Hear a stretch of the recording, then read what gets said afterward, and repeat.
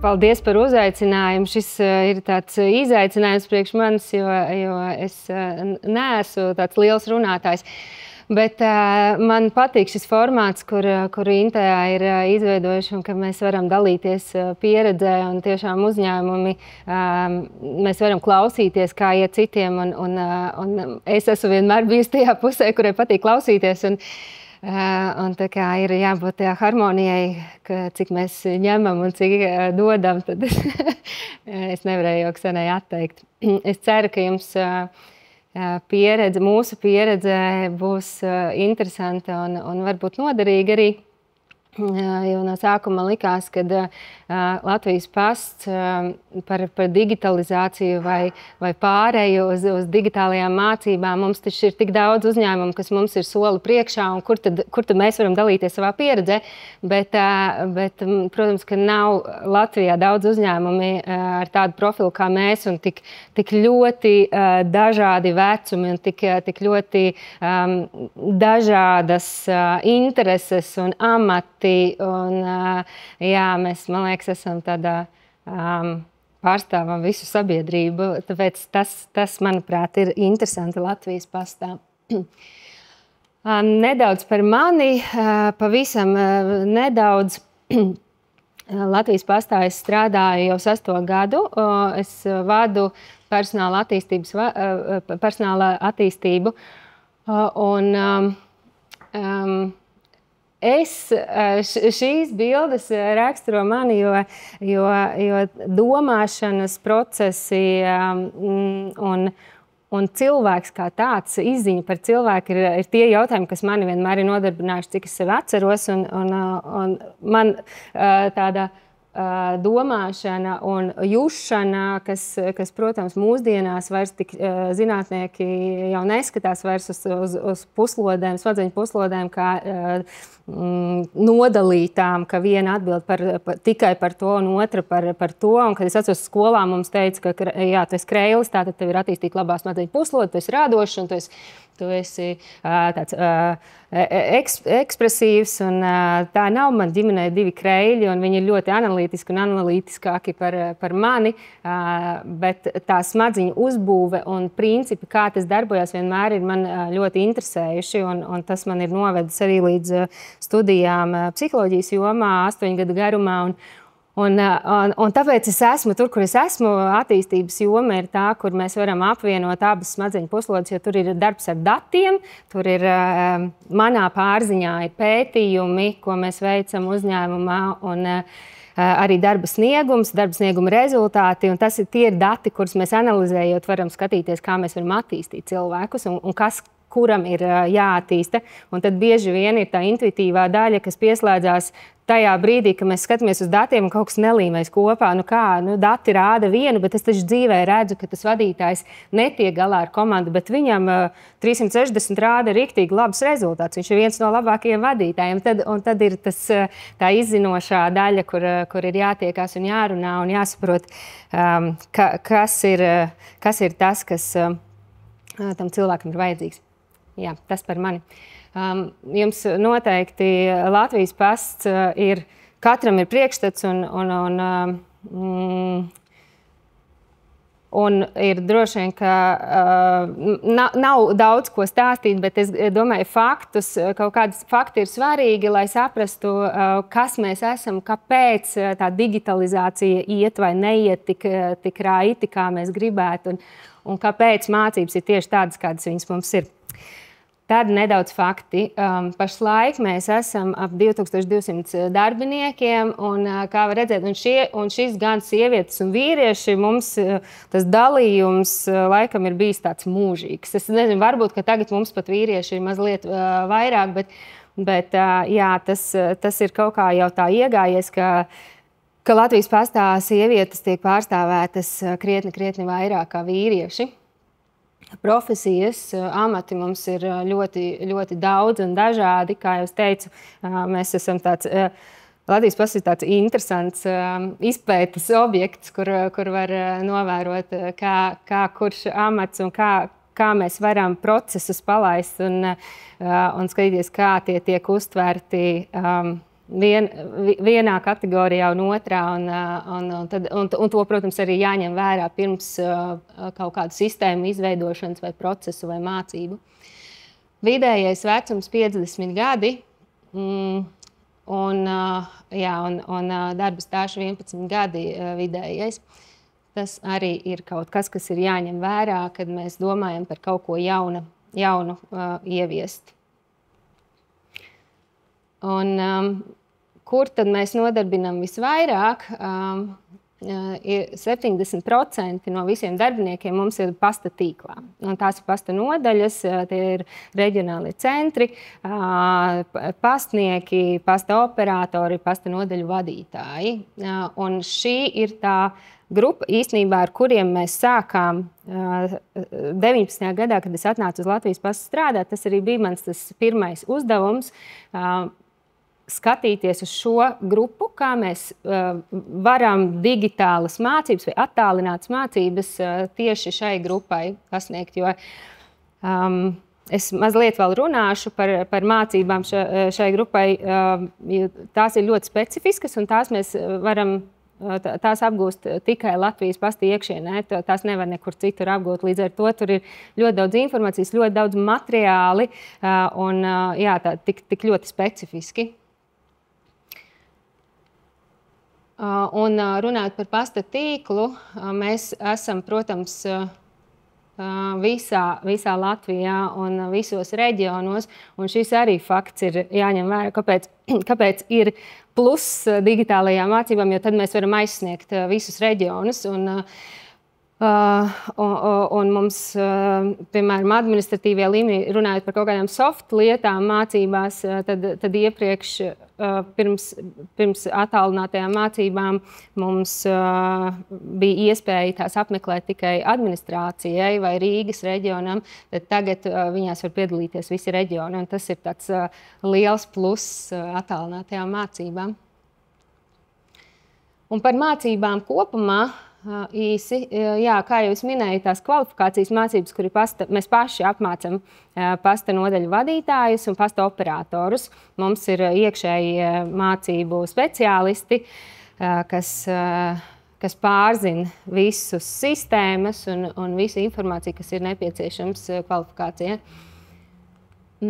Tad ir, protams, kā jau visos uzņēmumos ir obligātās mācības, kas mums ir arī tāds liels fokus, kā nodrošināt, ka obligātās mācības iziet visi darbinieki un jau pirmajā dienā. Un tas arī ir tāds, kurš īstenībā šīs jautājums ir tāds, kas mums attīstās un vēl nav 100%. Es nevaru teikt, ka 100% mēs varam teikt, jā, pirmajā dienā visi iziet, jo tur arī ir ļoti daudz tādas tehniskas lietas, kas vēl ir jārisina. Tad mums ir vadītāja mācības. Šīs ir kategorijas, kuras mēs arī, kad budžetējam nākamo gadu, tad mēs zem šīm kategorijām skatāmies, ko mēs liekam. Vadītāja mācības vai vadīt prasmes, un te ir runa gan par daļu vadītājiem, gan arī par komandu vadītājiem, kas ir pasta nodaļu vadītāji. Un tad ir tādas labbūtības un iedvesmas mācības, kuras arī man ir prieks, kad mēs varam piedāvāt arī visiem darbiniekiem, kas ir reģionos. Un tad ir specifiska kompetenci attīstība, kas tad ir individuālajos plānos. Par digitālajām mācībām.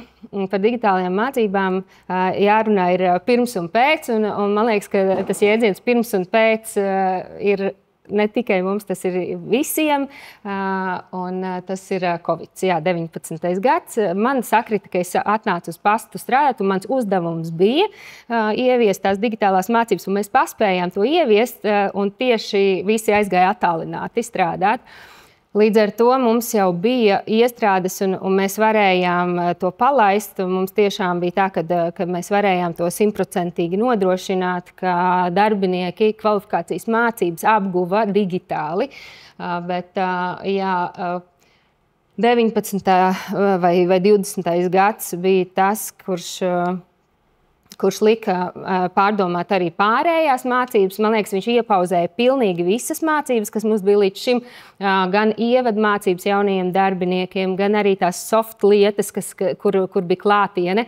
Iepauzēja, un tas bija laiks, kad mēs domājam, kā tad mēs varam to izdarīt attālināti, un tad mēs pārgājam tikai uz attālinātajām mācībām. Arī sadarbības partneri piedāvāja attālinātās mācības, un mēs sapratām, ka tas arī nav risinājums, ka nevar tikai attālināti, jo cilvēki nogurst no tā, es eju garām kabinetiem un redzu, ka viņi paralēli kaut ko dara, tad bija jādomā arī, kā mēs pēc tam tad varam ieviest vislabāko risinājumu.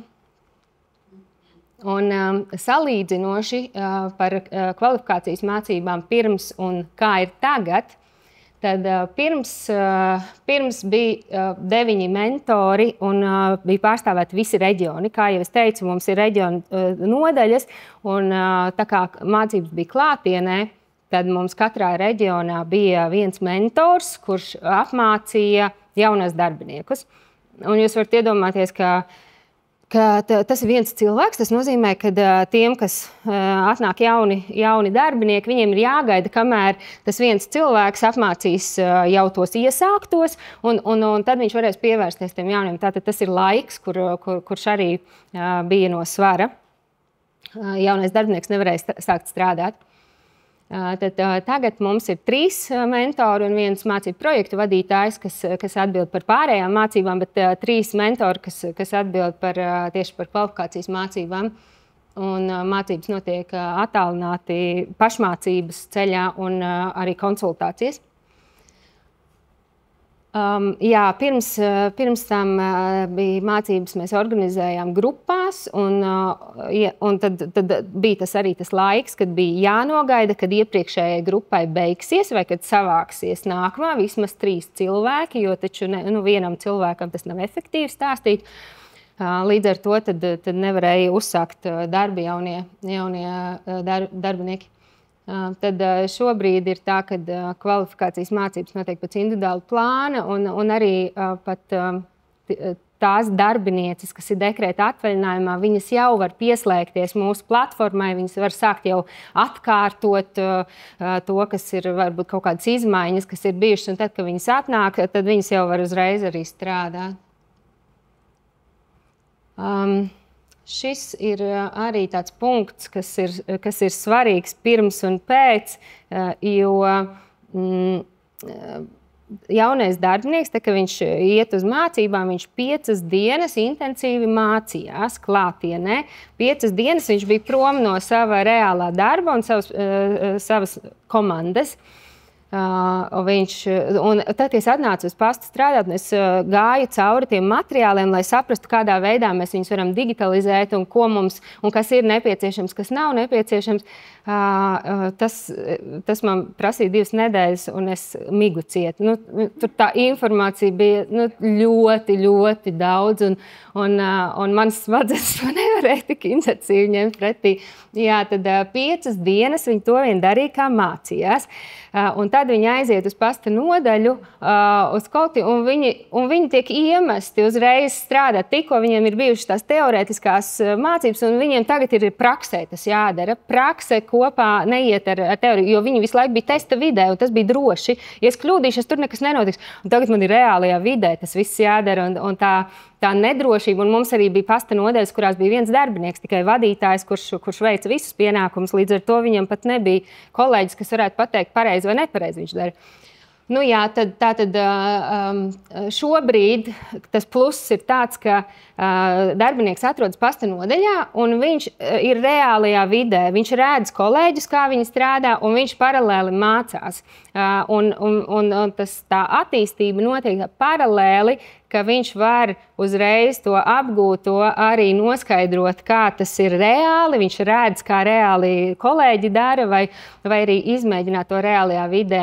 Un tas ieguvums ir trauksme. Nav tik liela trauksme pēc mācībām, ka viņš reāli sāk darbu un arī kolektīvu viņš iepazīst labāk, jo pirms tam bija situācijas, kad mācībās viss liekas forši, jā, un es tikai darīšu to un strādāšu, viņš aiziet uz kolektīvu, un īstenībā viņam nelīmēs tajā kolektīvā, viņam kaut kas nav, un viņš aiziet projām. Un mēs esam iztērējuši 5 dienas resursus mūsējos, un mēs to cilvēku zaudējam. Tad šobrīd viņš jau paralēli jūt to komandu, un viņš var runāt, ja mēs viņu varam pārlikt, ja kaut kas nav labi, tad mēs viņu varam pārlikt uz citu nodaļu, bet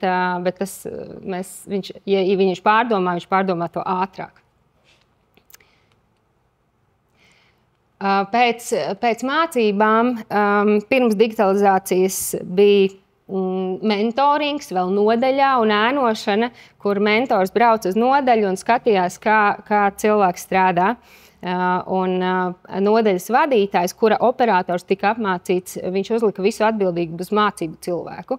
Un viņš teica, tu neesi sagatavojis viņu labi, vai kas tas tāds ir, viņš nemāk to darīt. Tad šobrīd ir tā kā tas jaunais darbinieks mācās pasta nodaļā, viņš līdz ar to tā atbildība lielā daļā ir arī pasta nodaļas vadītājiem, jo viņam ir ar viņu jāstrādā, viņš uzdod jautājumus, viņam ir jāparāda reālajā vidē. Mums ir plāns arī, kādas atbildības ir pasta nodaļas vadītājiem, kas viņam ir jāizstāst reālajā vidē un jāparāda. Līdz ar to tad vairs pasta nodaļas vadītājs neprasa no mācību cilvēka, ka viņš atbildēs par to gatavo produktu. Kādu tu man iedevi? Jā, un tad ir, protams, tie materiāli kaudzes, kas bija pirms tam, un ja viņi kaut kādas izmaiņas, tad pasta nodaļas darbinieks, viņš skatās tajos materiālos un ir jau bijušas izmaiņas. Un, protams, kad ar digitālajiem materiāliem tas ir daudz vieglāk, kad mēs varam izmainīt. Un tie, kas ir beiguši mācības, viņi var iet mācību vidē un skatīties to, kas viņiem nav skaidrs, tad, kad viņi jau reāli strādā. Tas par kvalifikācijas mācībām un par labbūtības un iedvesmas mācībām, ko es jau pieminēju, ka tagad mēs to varam nodrošināt visiem darbiniekiem. Šogad mums ir fokus uz garīgo veselību, un man ir prieks arī, ka mums ir tādas regulāras mācības, kurās pieslēdzās visi, un tas tik daudz, tik lielā mērā ir vajadzīgs un nepieciešams tieši pasta nodaļu cilvēkiem, kuriem ir saskare ar klientiem un neapmierinātiem klientiem un tā kā visa spektra. Un viņiem tā garīgā ir tik ļoti jādomā par to garīgo veselību, kā sevi pasaudzēt un kā sevi atjaunot. Līdz ar to tad man ir prieks, ka viņi arī var pieslēgties un to klausīties. Tā. Pirms es te mēģināju uzskaitīt, kas tad ir. Un pie šī saraksta mēs esam nonākuši īstenībā arī jau pēc tam, ka mēs ieviesām digitālās mācības, un mums vēl joprojām tās tehniskās grūtības, tā kā mēs esam tik ļoti liels uzņēmums un tik pa visu Latviju, tad ir ļoti grūti arī tehniskajam departamentam nodrošināt, vai IT nodrošināt 100%, ka viss strādā un visa tehnika visur ir. Jā, tātad pirmais, ar ko mēs strādājam, bija digitālo mācību materiālu izveide, kur iziet cauri un izanalizēt, jo tas nav copy-paste. Mēs nevaram paņemt vienkārši tos materiālus, kas ir izveidot, vai tās prezentācijas, ko prezentēja mūsu mācību cilvēki, un ielikt vienkārši digitālajā vidē. Tas nav tas. Mums ir jādomā, kā uztaisīt pārskatāmi, kā uztaisīt pa gabaliem, pa tēmām, lai cilvēks varētu atrast viegli, lai viņš varētu saprast, lai būtu uztverams, un par to visu jādomā, kad gatavo digitālos materiālus. Līdz ar to tas posms bija tāds ļoti smagnējs un grūts, jo tā informācija ir ļoti, ļoti apjomīga, un ar to grūti strādāt. Man liekas, ka Inte šo izbaudīja arī, kad es sūtīju tos mācību materiālu kalnus, un kā tikt pie kaut kāda saīsināta kursa, kā to visu, jo liekas, ka viss taču ir vajadzīgs un visa tā informācija ir nepieciešama, kā to visu saspiest tajā uztveramajā lielumā. Daudz un dažādu instrukciju. Mēs gatavojām instrukcijas, sūtījām pasta nodaļām, kurām būs jāpāriet, kuriem būs jāstrādā ar tiem digitāliem materiāliem, jo skaidrs, ka LP skola, kas ir mūsu Moodle, mēs strādājam Moodle, kas ir mūsu mācību platforma, tas bija kaut kas jauns, un cilvēki to nebija darījuši pirms tam, un tad tur vajadzēja instrukcijas, kā vispār pieslēgties, kā es varu atrast to, kas man ir vajadzīgs, kādā secībā. Jā, tad instrukcijas, tā komunikācija, tā kā mēs vēl nebijām digitāli, nebija MS Teams, nebija Zooms pasta nodaļām pieejams, tad mums visa informācija bija instrukciju veidā, papīra formātā, ko viņi var izdrukāt, apsēsties pie datora, nolikt instrukciju blakus un pēc instrukcijas iet un to darīt visu. Tas bija tas vienīgais veids, kā mēs tajā laikā varējām. Šobrīd ir daudz labāk. Mēs šobrīd, mums ir digitālās mācības pasta nodaļu vadītājiem, un es novērtēju, atceroties to laiku, novērtēju, ka mēs varam MS Teamā uzsaukt sanāksmi visiem vadītājiem un iziet cauri un parādīt, kas kur ir, un tas ir pilnīgi savādāk un daudz ērtāk un vieglāk. Jā, tātad instrukcijas dažādas un arī mācību plāns, kur mēs parādām, kā tad tās mācības notiks, jo viņiem ir svarīgi saprast, kas būs, kas sekos un kurā brīdī ir atbildība. Komunikācijas plāns, šo es ieliku, bet šis mums nebija, mums tas iztrūka, tās instrukcijas bija, bet šobrīd jau, ka mēs tiem vadītājiem tās digitālās mācības veidojam, tad mēs komunicējam to visās sanāksmēs, mēs jau labu laiku iepriekš stāstam par to, ka tas būs, kā tas notiks, un tas ir ļoti svarīgi, ņemot vērā vecumposmu, nostrādātos gadus un to, ka viņiem līdz šim tāds nav bijis, tad ir ļoti svarīga tā drošības sajūta, kad būs ok, es ar to tikšu galā. Tas komunikācijas plāns ir ļoti būtisks aspekts. Un, protams, tehniskais aprīkojums, kur arī mums bija ļoti daudz kļūdas, un ja visām nodaļām bija tumbiņas nopirkt, lai viņi varētu klausīties sanāksmes vai kaut kādas video uzrunas, tad tagad mēs sapratām, ka ar tumbiņām viņi nevar mācīties individuāli, tāpēc, ka skan visā pasta nodaļā. Līdz ar to vajadzēja austiņas, nodrošināt austiņas, kuriem datoriem tur kas ir pieslēgts. Tā kā tas tehniskais aprīkojums bija, mēs uzsākām mācības, un tad mēs domājām par to, ka nevar, nestrādā. Šis arī ir kaut kas, par ko ir jādomā jau iepriekš, un šajā reizē, šogad jau mēs, protams, ka bija savādāk, mēs jau pārdomājām, kur kas būs, kas nebūs, un kas vēl ir jānodrošina, jāuzlabo, lai visi varētu pieslēgties, lai visiem viss ietu, un, protams, viena alga bija jārēķinās, ka mēs palaidīsim mācības un zvanīs un nevarēs pieslēgties un nezinās kādu pogu spiest, un ar to arī jārēķinās. Par pretestību runājot, varētu domāt, ka pretestība būs, ņemot vērā vecumu darbinieku un arī nostrādāto laiku, bet Covid ievieca savas, tas pozitīvais no Covid bija, kad cilvēks saprata, ka savādāk, tā ir jāpieņem, ka tā ir. Un tas bija tas pozitīvais aspekts, ka mēs varējām atsaukties arī, ka savādāk mēs vairs nevaram. Jā, bet, lai mazinātu pretestību, tad tā komunikācija ir ļoti svarīga. Laicīgi sagatavot, ka būs pārmaiņas un kad, lai cilvēkiem ir tā drošā sajūta par to, kas viņus sagaida un kā tas notiks. Un, protams, runāt par ieguvumiem, kas, protams, ir visās pārmaiņu vadības menedžmentā svarīgs aspekts. Un jābūt gataviem risināt tehniskās ķibeles, jo tādas noteikti vienmēr kaut kas uzpeld, par ko mēs neesam iedomājušies. Un konsultācijas ir jāparedz, ka būs nepieciešams laiks konsultācijām. Tas nozīmē, ka no tiem darba pienākumiem, kas ir, man ir mācību cilvēkiem jāplāno jau, ka es viņiem nevaru dot jaunus projektus, vai mēs nevaram strādāt pie kaut kā apjomīga, jo viņiem zvanīs, viņiem prasīs, un tiešām tur ir, man arī, ja es aizsūtu kaut kādu informāciju, tas zvana man. Es pastāstīšu ātri par pasnieku mācībām. Mēs tagad apbraukājām visus reģionus un mācījām pasniekiem MS tīmu lietot. MS tīmu, LP skolu, jo līdz šim pasnieki bija tāda melnā zona, kuriem mēs nevarējām piekļūt, jo viņiem nebija arī e-pastu. Visa komunikācija, viss notika tikai caur pasta nodaļas vadītāju, un tad mēs varam domāt, viņš nodeva informāciju, nenodeva, mēs jūtam, ka nav nodots. Tā kā tas ir atkarīgs no pasta nodaļas vadītāja. Tad šobrīd mums ir visiem darbiniekiem e-pasti.